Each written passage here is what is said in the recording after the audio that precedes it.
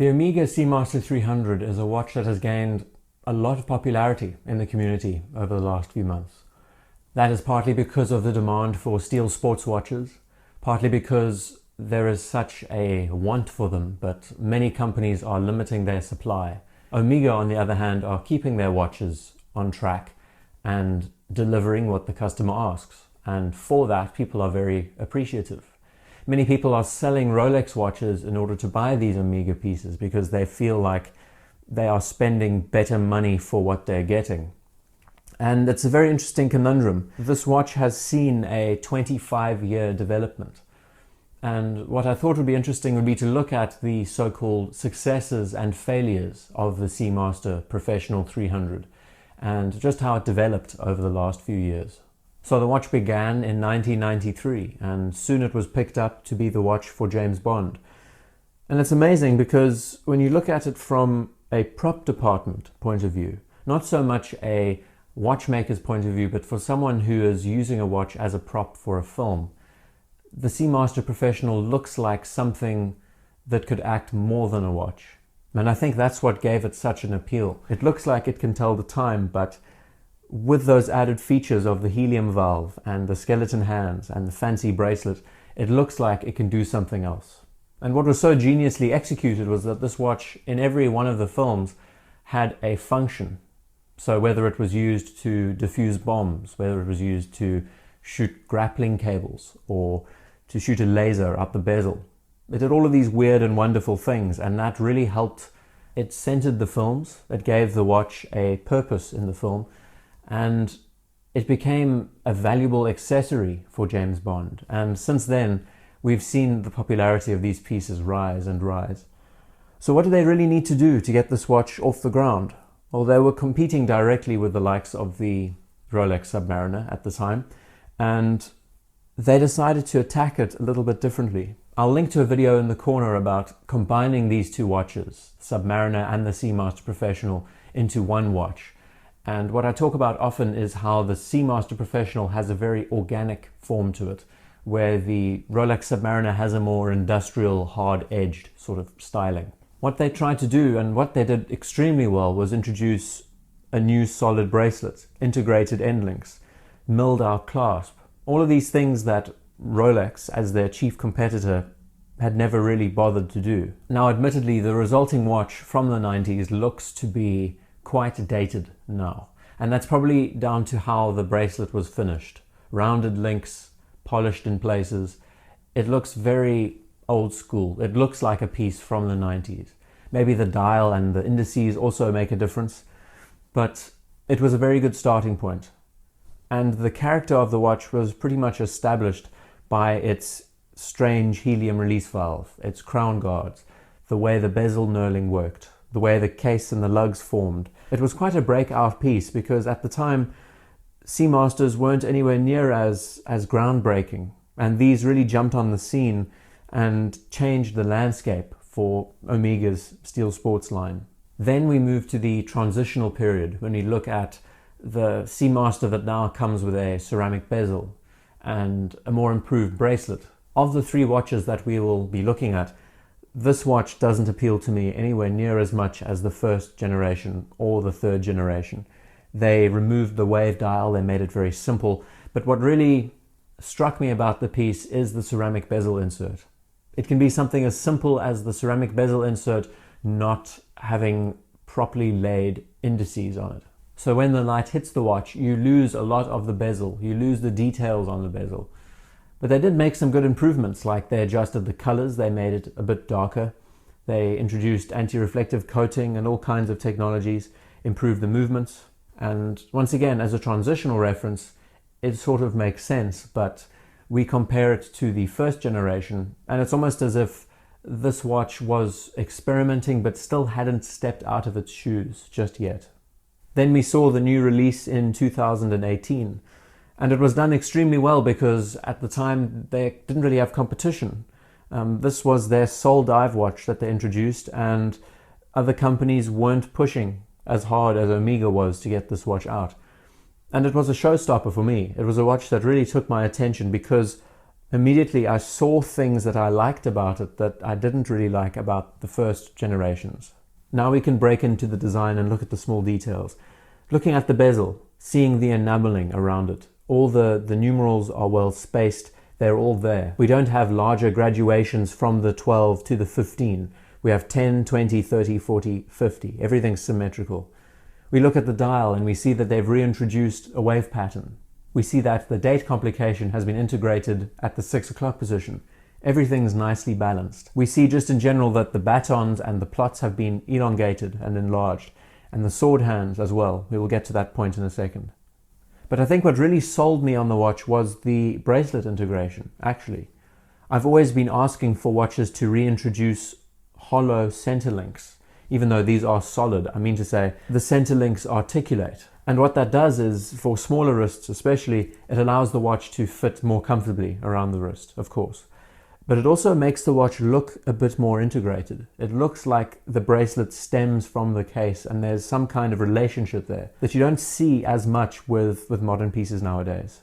So of course they increased the size of the watch by 1 millimeter, and to the bane of many Omega Seamaster owners, they increased the size of the helium release valve and the size of the sword hands.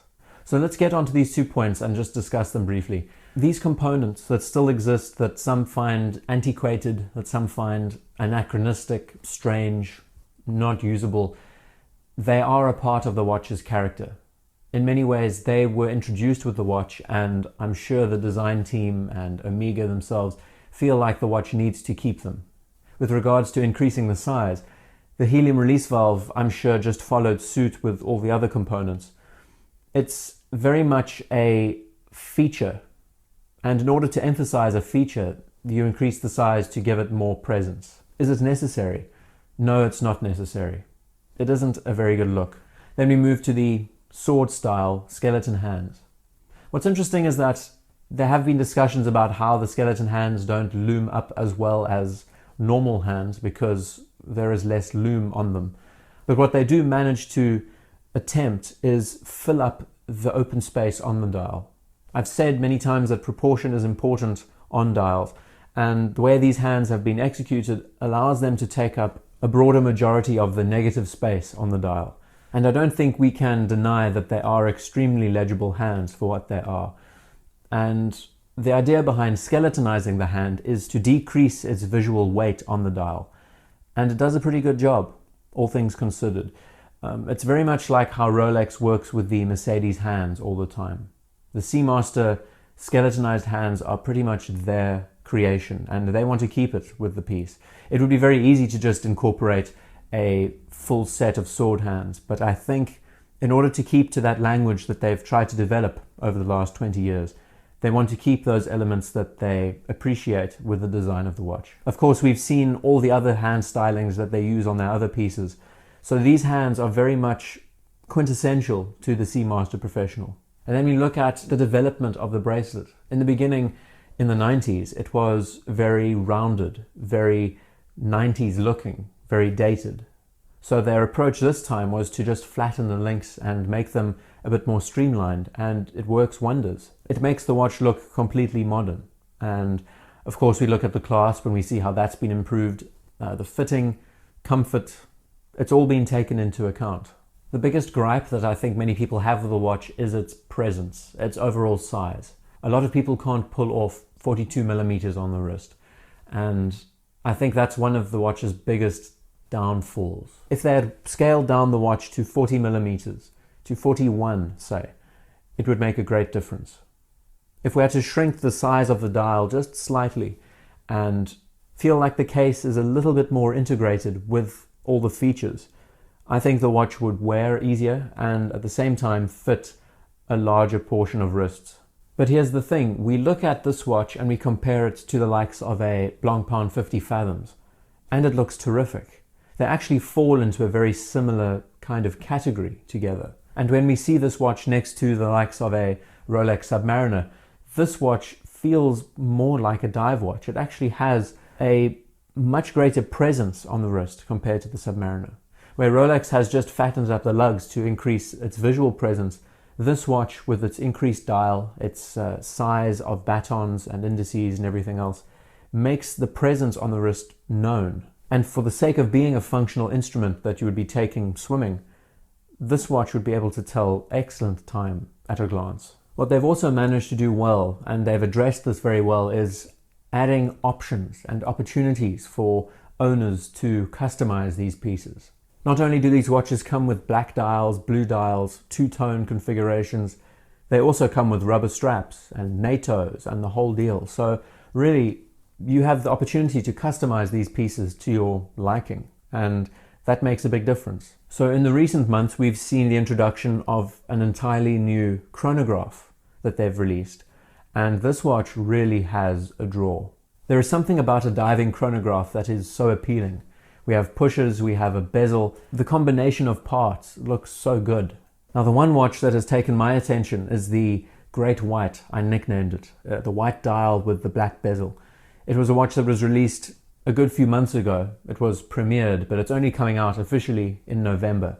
I'd be interested in seeing just how well this watch is going to do, because it looks very cool. It has a 90s charm about it with the white dial, and the stark contrast between the white and the black will appeal to a lot of people who want pandas, for example, Panda Daytonas or Man on the Moon Speedmasters. It might scratch that itch. And I think the most important thing to really cover with these watches, when we compare them to other sports pieces in various families, I like to look at watches by how much value they offer with regards to their substance. Now, we think about what we're paying for a Rolex piece or a Blancpain or those watches. Can you justify spending double the amount that you would be spending for one of these pieces and getting a very similar watch? You're spending X amount on the Seamaster and you're receiving a brilliant new movement, excellent finishing, great attention to detail, fully ceramic bezel, dial, integrated bracelet. All of the features that you would like from a dive watch are there, and the bonus is you're spending a very reasonable amount of money for this watch and you're not overspending. Now, of course, the draw to this watch is going to be different for everyone. Many people appreciate watches because they're different and just how they approach the brief. Others are diehards and enthusiasts. Others can't stand the sight of a competitor's brand.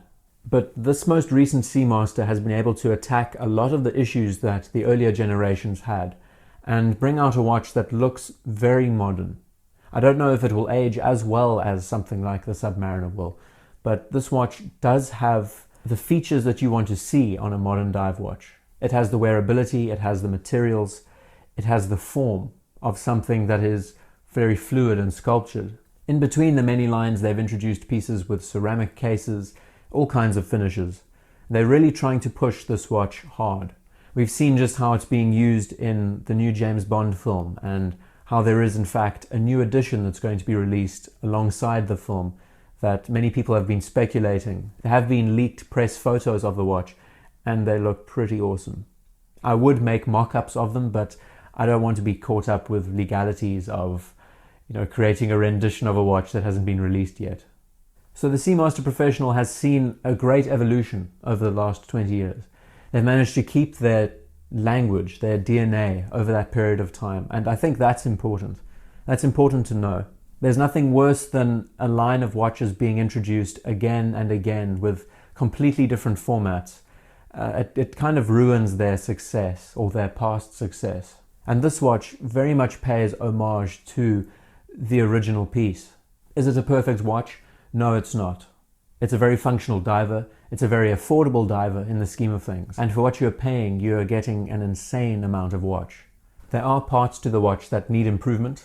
As said, the helium release valve is too thick. The overall size of the watch could be brought down slightly. The thickness of the watch could also be tapered down thanks to the coaxial escapement. And I think to really hammer home the point about what this watch is trying to do and what it's managed to do is still keeping with its original ties. It still looks like that gadget. It has the draw of being a watch that looks more than just a dive watch. It looks like it can do a lot more than just tell the time. The helium release valve, though strange, gives the watch something different. It's a conversation starter. When people ask you what it is, you could just pretty much tell them anything and they'd probably believe you. These newest references have managed to do something quite unique with their approach. They've been able to take the original pieces, modernize them, and put them in a package that competes now with the likes of watches on a much higher tier. When I look at the design of the watch, I really appreciate the symmetry. I appreciate that everything is centered apart from the helium valve and the size of the hands. I do think the sword hands need a bit of work, but the detail that they've been able to cover with this watch is quite something. And comparing this to the older generations, you can see a very gradual evolution. And as companies continue to restrict supply of their sports pieces, I think more and more people are going to be drawn to the Seamaster Professional. Not just because it's a great looking dive watch that offers a lot of value for the money, but also because Omega as a family are not afraid of taking these creative steps. They're not afraid of what people think, what people consider to be right or wrong with their pieces, and they very much are approaching these watches their own way. And the Seamaster Professional line, these new references that have managed to break the mold and come out swinging, look to be a set of watches that are very much addressing the status quo.